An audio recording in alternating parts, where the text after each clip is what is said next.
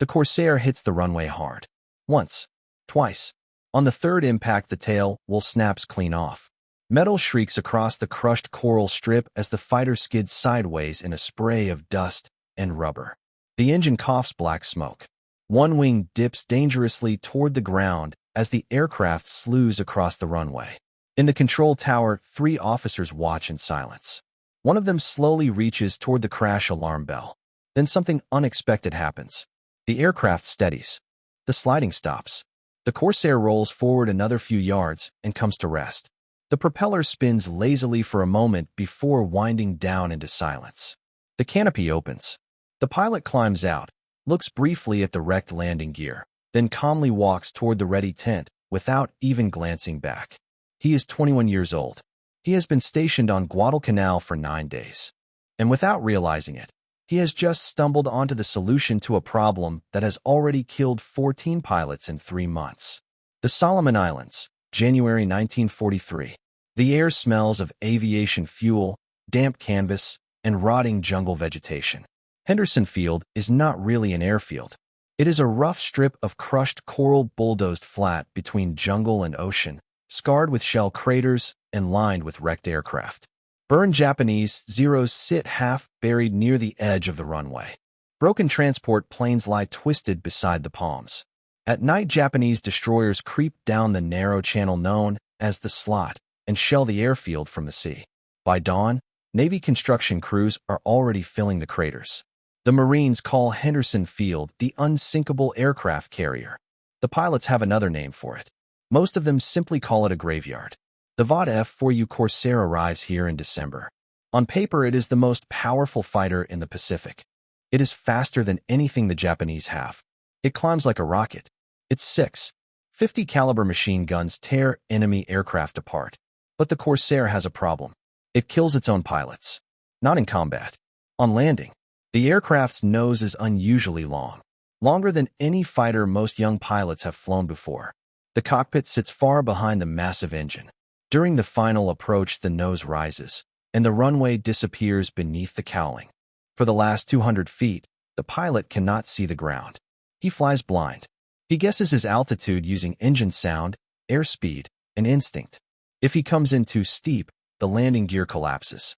Too shallow, and he overshoots into jungle or ocean. Too much throttle, and the powerful engine torque flips the aircraft sideways. In just 6 weeks, Henderson Field loses 9 Corsairs to landing accidents. 4 pilots are killed. 3 suffer severe burns. 2 are sent home with shattered legs. The squadrons begin giving the aircraft new nicknames. Some call it the Ensign Eliminator. Others use a darker name, the Widowmaker. The Navy even removes the Corsair from carrier duty. It is considered too dangerous to land on a moving carrier deck. Yet even here, on a wide coral runway, it continues to kill pilots faster than enemy fighters. Engineering officers try everything they can think of. They adjust the tailwheel height. They experiment with spoilers to reduce lift. They test different approach speeds and glide angles. Nothing solves the problem, because the issue is not mechanical. It is geometry. You cannot see what is hidden beneath the nose. And if the pilot cannot see the ground, landing safely becomes guesswork. So instructors begin teaching something new. They tell inexperienced pilots to feel the aircraft, to judge altitude through vibration, through engine tone, through subtle airflow changes across the wings. In other words, to rely on experience they do not yet have. And while they learn, the squadrons keep writing letters home. Replacement pilots arrive every few weeks, 8 at a time, sometimes 10, fresh from training bases in Pensacola or San Diego.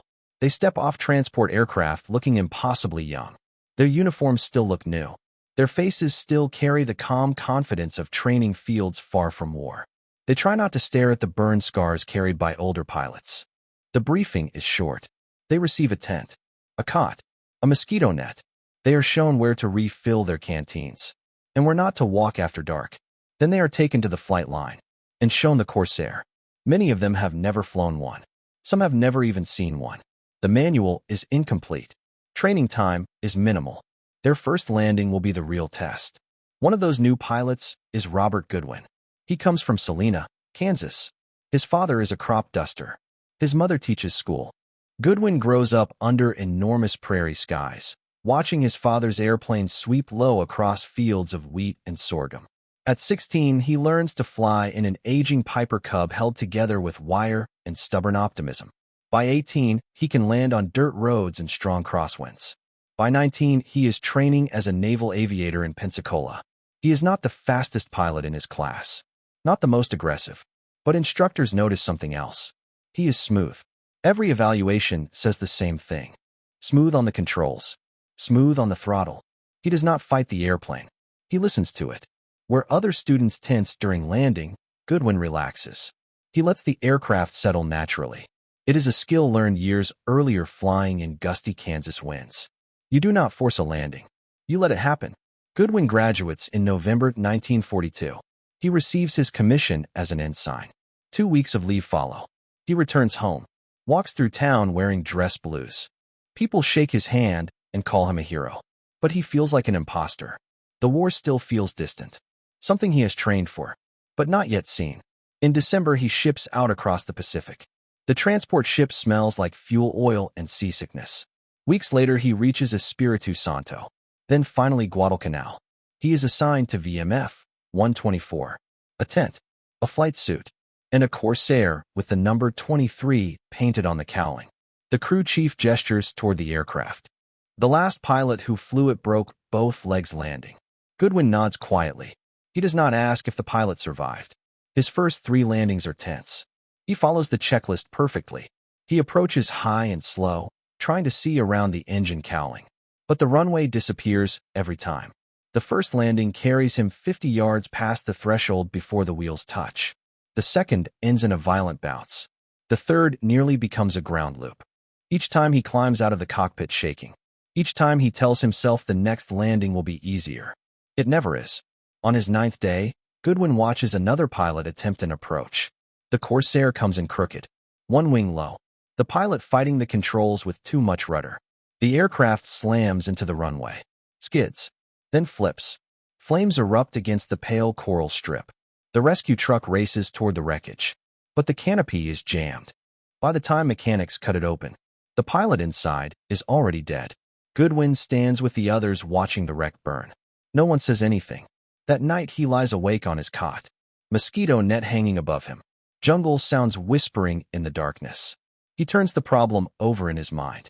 There has to be a solution, something everyone else is missing. Because the problem itself is not new. Landing has always been the hardest part of flying.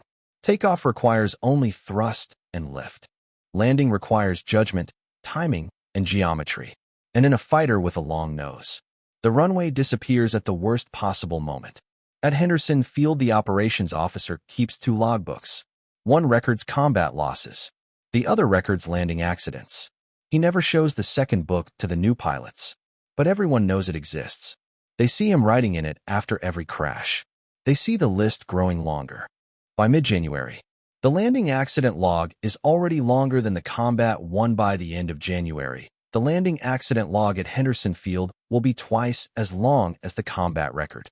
And still, no one has found a real solution. Pilots continue flying patrols against Japanese aircraft during the day and returning to the airfield knowing that the most dangerous moment of the mission will come not over enemy territory, but in the final seconds before touchdown. Robert Goodwin's accident happens on a Wednesday morning. The sky above Guadalcanal is clear, the wind light and steady from the east. Goodwin flies a routine 2-hour patrol over nearby islands. The mission is uneventful. No enemy aircraft appear. No ships move through the channel below. With fuel to spare, he turns back toward Henderson Field. At 800 feet, he enters the landing pattern. Gear down. Flaps extended. Throttle eased back. The Corsair begins to slow. As always, the nose rises. And as always, the runway disappears beneath the long engine cowling. Goodwin shifts his view to the left side of the canopy, exactly as he was trained. The coral runway remains visible only out of the corner of his eye.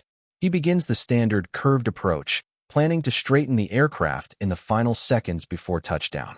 But something interrupts the rhythm. Perhaps a small gust of wind.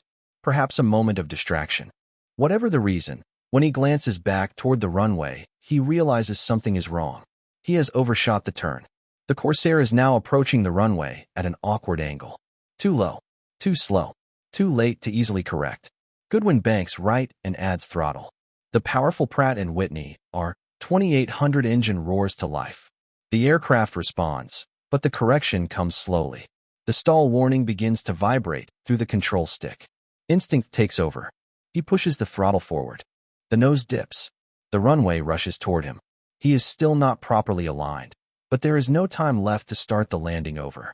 The ground is rising fast. He pulls back hard on the stick, trying to cushion the descent. The Corsair strikes the runway at nearly a 30-degree angle to the center line. The right wheel touches first. The aircraft bounces violently. The fuselage yaws left. Then both wheels slam down together. The tail lifts. The tail wheel snaps apart. Metal screams across the coral surface. The aircraft skids sideways in a long spray of white dust and rubber before finally sliding to a halt. For several seconds, Goodwin simply sits there. His heart is hammering. His hands are still frozen on the controls. The cockpit smells of hot oil and burned rubber. Finally, he releases the stick, pushes open the canopy, and climbs out. His legs tremble when they touch the ground. The damage is obvious. The tail wheel is gone. The strut is bent. The rudder is scraped along one side. Behind the aircraft, a long black trail of skid marks curves across the runway. Goodwin studies them quietly. He has just wrecked a fighter worth tens of thousands of dollars. He expects to be grounded. Instead, the operations officer walks out, glances at the damaged tail, and asks a single question. "Are you hurt?" Goodwin says no. The officer nods. "File the report and get some water." Then he walks away. Another damaged Corsair. Another normal day at Henderson Field. But Goodwin cannot stop thinking about the landing. That night, lying on his cot beneath the mosquito net, he replays every second of the accident in his mind. He remembers the moment when the aircraft began sliding sideways. And something about that moment sticks with him. During the skid, he had suddenly been able to see the runway clearly. Not through the windscreen, through the side of the canopy. Because the aircraft had been angled sideways, the long nose was no longer blocking his view. He sits up in the darkness, thinking, if the aircraft approached the runway at a slight angle, the pilot could keep the runway in sight the entire time. No guessing, no blind descent, just visual control all the way to the ground. The idea sounds wrong. Every landing manual insists the aircraft must approach straight down the runway centerline. But what if that rule is the problem? What if the answer is simply to come in crooked? Goodwin does not tell anyone yet. He needs to test the idea first. 2 days later, the Corsair is repaired, and he is cleared to fly again. The tail wheel has been replaced. The strut hammered back into shape. To everyone else, the aircraft looks exactly the same. But Goodwin approaches the runway differently this time. He lowers the landing gear, extends the flaps. Then, instead of lining up directly with the runway, he angles the aircraft slightly left. Only about 10 degrees. Just enough so he can keep the runway visible through the left side of the canopy. For the first time since arriving on Guadalcanal, he can see the ground the entire way down. He watches the runway threshold, the coral strip, the white stones marking the edge. He knows exactly where he is, exactly how high, exactly how fast. At 50 feet, he begins the flare. At 10 feet, he gently nudges the stick right. The aircraft straightens. The left wheel touches first, then the right. The tail settles softly onto the runway. No bounce, no skid, no crash, just a smooth landing. Goodwin taxis back to the flight line and shuts down the engine. For a moment, he sits quietly in the cockpit. It worked. He flies again that afternoon and lands the same way. Then again the next day. Each time he refines the technique slightly. A shallow angle. Touch the upwind wheel first. Straighten just before the tail wheel touches. It looks sloppy. It is definitely not in the manual, but it works. And other pilots begin to notice. They watch him approach the runway sideways. They watch him straighten at the last moment. They watch him roll to a stop without bouncing or skidding. At first they assume it is luck. Then one of them decides to ask. A veteran lieutenant with 40 combat missions walks over to Goodwin one afternoon. "What the hell are you doing on landing?" Goodwin explains. The geometry, the sight line, the idea of keeping the runway visible the entire time. The lieutenant listens carefully. Then he tries it himself. His first landing is rough. He overcorrects and nearly spins the aircraft. But the second attempt is better. The third is smooth. By the end of the week, he is landing that way every time. And he has not bounced once. Word spreads quickly across the airfield. Another pilot tries it. Then another. Soon several Corsairs are landing the same way, angled slightly sideways until the final seconds before touchdown. From the control tower, the operations officer begins watching carefully through binoculars. 3 Corsairs land in a row. All crooked, all smooth, all safe. He sends for Goodwin. Goodwin walks into the tower expecting trouble. Instead, the officer asks one simple question. Show me. The Corsair soon becomes one of the most successful fighters of World War II. It achieves an 11-to-1 victory ratio against Japanese aircraft. It flies combat missions across the Pacific, from Guadalcanal to Okinawa. More than 12,000 Corsairs are eventually built, and every one of them remains difficult to land. But by 1944, every pilot knows the trick. Approach slightly crooked. Keep the runway visible. Straighten at the last moment. It is not elegant, but it saves lives. After the war, engineers eventually redesigned fighter cockpits. They improve visibility. The Corsair's successor, the F-8F Bearcat, includes a bubble canopy that allows pilots to see forward clearly. Technology finally solves the problem. But during the war, the solution came from something simpler. A crash landing, and a young pilot thinking differently. Robert Goodwin leaves the Marines in 1945. He returns home to Kansas. He flies crop-dusting aircraft for years, eventually starting his own aviation business. He marries and raises 3 children. He rarely speaks about the war. When people ask, he simply says, "I flew fighters in the Pacific." In 1982, a Smithsonian researcher contacts him while studying aviation innovations. She asks about something called the Goodwin approach. Training reports suggest it may have saved more than 200 pilots. Goodwin listens quietly. Then he answers with typical simplicity. "I was just trying not to crash." Robert Goodwin dies in 1991. His obituary mentions his service as a Marine pilot. It does not mention the landing technique. But in aviation circles, the story survives, because it reveals something important about wartime flying. Sometimes survival does not depend on bravery. Sometimes the difference between life and death comes from seeing a problem from a different angle. And for hundreds of young pilots flying the dangerous Corsair, that crooked landing approach meant everything.